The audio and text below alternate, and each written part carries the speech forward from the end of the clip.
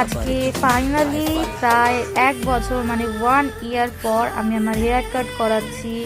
আর এই ব্লগটায় কিন্তু আপনারা শুধুমাত্র হেয়ার কাটটাই দেখতে পাবেন। আর যদি ফুল ব্লগটা আপনাদের ভালো লেগে থাকে তাহলে অবশ্যই একটু লাইক, কমেন্ট অ্যান্ড শেয়ার করবেন। আর আমার ফেসবুক অ্যাকাউন্ট, ইনস্টাগ্রাম অ্যান্ড ইউটিউবটাকে একটু ফলো অ্যান্ড সাবস্ক্রাইব করে দেবেন, আমার খুব ভালো লাগবে। অ্যান্ড কমেন্টে কিন্তু জানাতে ভুলবেন না যে আমার এই স্টেপ কাটটা কীরকম লাগছে। ইয়েস, আমি স্টেপ কাট করিয়েছি অ্যান্ড তার সাথে অল্প একটু লেয়ার কাটও করিয়েছি। আর সামনের দিকে একটু স্ট্রেট করিয়েছি যাতে চুলটা একদম পাতলা হয়ে যায়। মেনলি স্ট্রেট কাটই করিয়েছি যাতে পেছন দিকটায় আমি ক্লক ক্লিপগুলো যেগুলো হচ্ছে এন্টারপ্রাইজে আমি ট্রাই করার সেগুলো যাতে আমি দেখাতে পারি।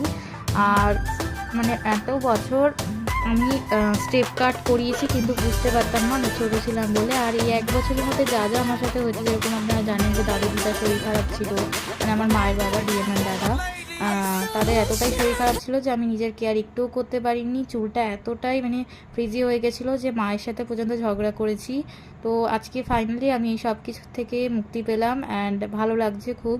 প্রথমে তো সেট করে আমাকে দেখাচ্ছিল, তারপর আর একটু কাটিং করেছিল ভালো করে। আর এই কাটিংটা কিন্তু আমার একজন পাড়ার আন্টি, বানি আন্টির কাছ থেকে আমি করেছি, ওনার পার্লারের নেম। অ্যান্ড তার সাথে ওনার নেমটা আমি কিন্তু এখানে পোস্ট করে দেবো, মানে মেনশন করে দেবো। আপনারা অবশ্যই একবার ট্রাই করতে পারেন ওনার কাছে, আমি কিন্তু ট্রাই করিয়েছিলাম।